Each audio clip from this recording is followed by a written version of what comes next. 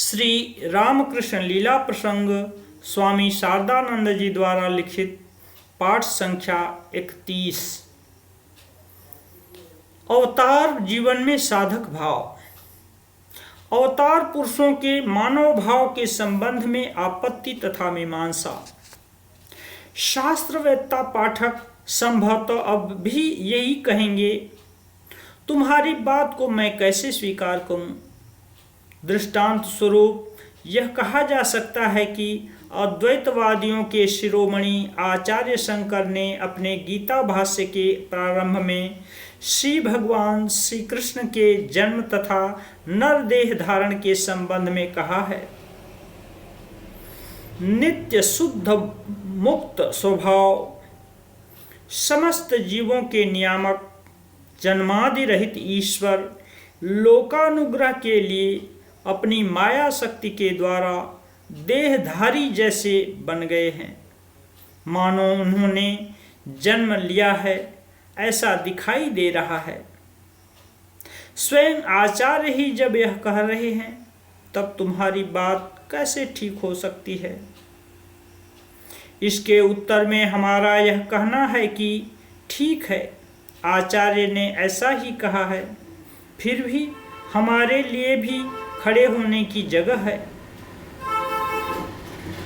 आचार्य के इस कथन को समझने के लिए हमें यह स्मरण रखना होगा कि ईश्वर के देह धारण या नाम रूप विशिष्ट होने को वे जिस प्रकार मिथ्या कह रहे हैं, उसी प्रकार उसके साथ ही साथ तुम्हारे, मेरे एवं जगत के प्रत्येक पदार्थ तथा व्यक्ति के नाम रूप विशिष्ट होने को वे मिथ्या ही बतला रहे हैं। उनके कथनानुसार समग्र जगत की ब्रह्म वस्तु पर होने वाली मिथ्या प्रतीति मात्र है, उसकी वास्तविक सत्ता को वे स्वीकार नहीं करते। अतः उनकी उभय बातों को एक साथ ग्रहण करने पर ही उनके द्वारा की हुई मीमांसा समझी जा सकती है। अवतारों के देह धारण तथा सुख दुख आदि के अनुभवों को मिथ्या तथा अपने उन विषयों को हम सत्य माने, यह उनका अभिप्राय नहीं है। हमारे अनुभव तथा प्रत्यक्ष आदि को सत्य मानने पर अवतार पुरुषों के प्रत्यक्ष आदि को भी सत्य मानना पड़ेगा। इसलिए हमारी पूर्वोक्त बात में कोई अनौचित्य नहीं है। दूसरे प्रकार से उक्त विषय की आलोचना। दूसरी तरह से आलोचना करने पर भी यह बात स्पष्ट हो जाती है। शास्त्र को देखने से पता चलता है कि अद्वैत भाव भूमि तथा साधारण या द्वैत भाव भूमि से देखने पर जगत के संबंध में हमें दो प्रकार की धारणाएं होती हैं। पहली भूमि पर आरूढ़ होकर जब हम इस बात को समझने का प्रयास करते हैं कि जगत रूप पदार्थ कहाँ तक सत्य है, तब हमको यह स्पष्ट अनुभव होता है कि उसकी कोई सत्ता नहीं है और न पहले ही कभी थी। एकमेवा द्वितीयम, ब्रह्म वस्तु के अतिरिक्त और कोई दूसरी वस्तु नहीं है तथा दूसरी यानी द्वैत भाव भूमि से जगत को देखने पर नाना नाम रूपों का समष्टि रूप यह जगत सत्य तथा नित्य विद्यमान है, ऐसा हमें अनुभव होता है।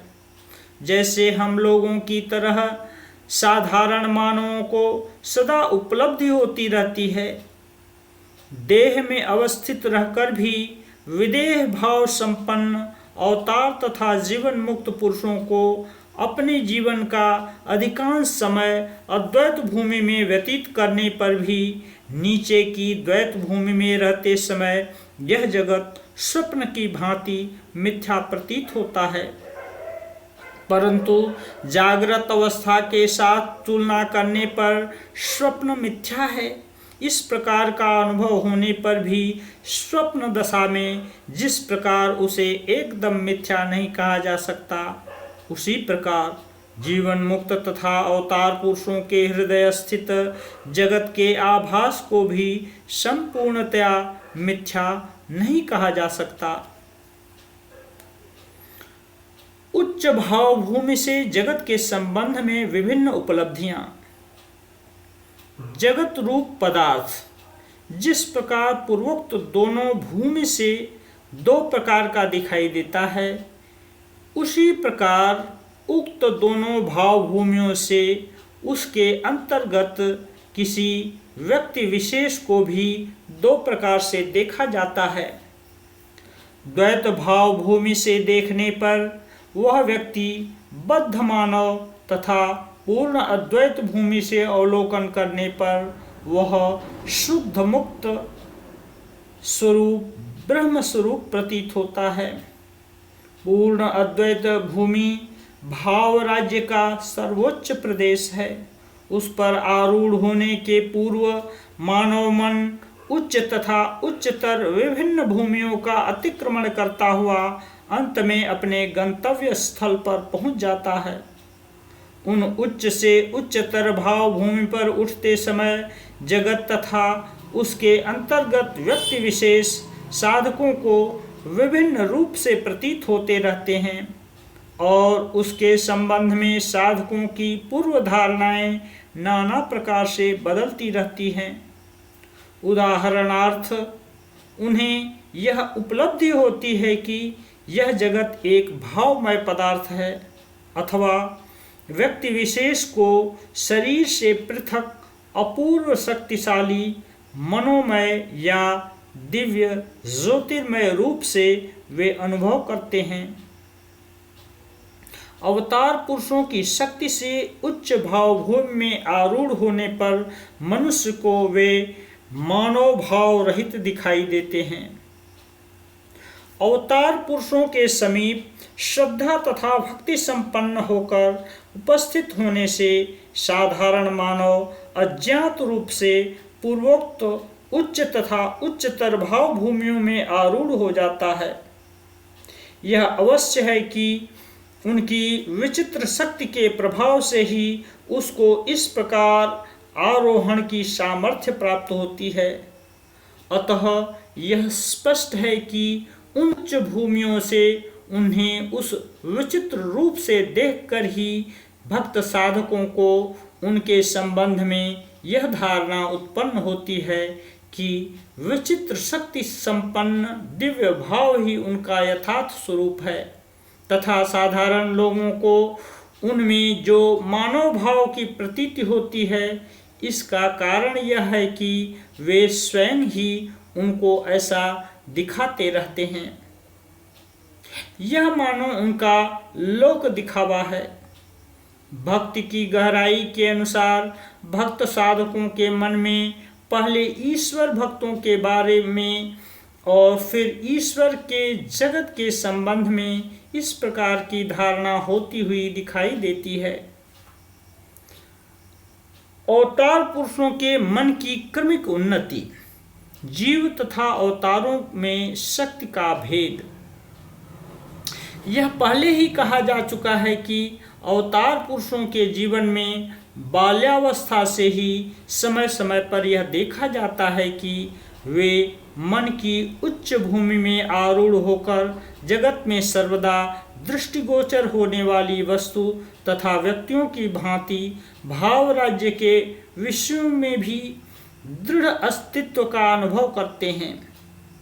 तदनंतर ज्यों-ज्यों दिन बीतते जाते हैं तथा उक्त प्रकार का दर्शन उनके जीवन में बारंबार जितना ही उपस्थित होता रहता है, उतना ही स्थूल यानी बाह्य जगत की अपेक्षा भाव राज्य के अस्तित्व में ही उनका प्रगाढ़ विश्वास हो जाता है।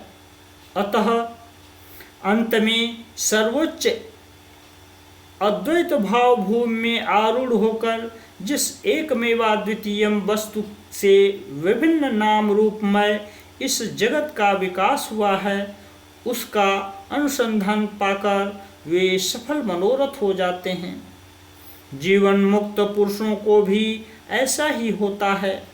अंतर केवल इतना है कि अवतार पुरुष अत्यंत स्वल्प काल में ही जिस सत्य पर पहुँचते हैं उनको उसकी उपलब्धि के लिए आजीवन प्रयास करना पड़ता है, अथवा स्वयं स्वल्प काल में अद्वैत भूमि पर आरोहण करने में समर्थ होने पर भी दूसरों को उस भूमि में आरोहित करने की शक्ति अवतार पुरुषों की तुलना में उनमें अत्यंत ही स्वल्प होती है।